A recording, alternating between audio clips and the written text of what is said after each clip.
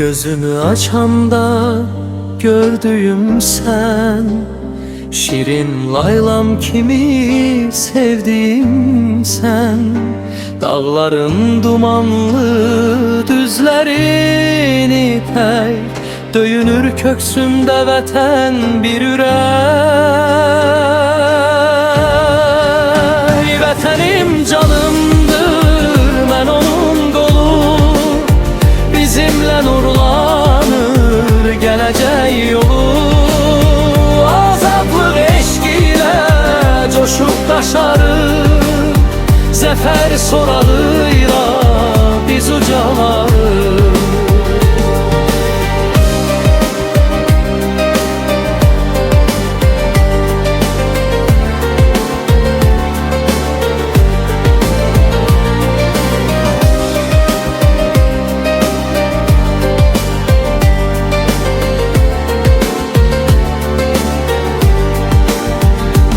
Her gülün ətri var xarı bülbüldən, düşməz bu təmiz ad heç vaxt könüldən.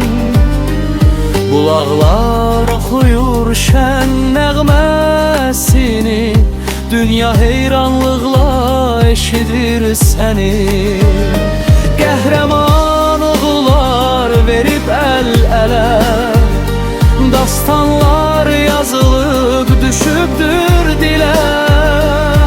Gələcək bizimdir, biz gənc əskərik, vətənin adını göyə bəzərik.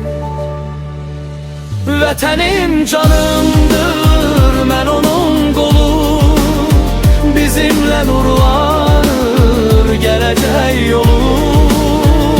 Azadlıq eşq ilə coşub daşarır, zəfər sorağıyla biz ucalarız.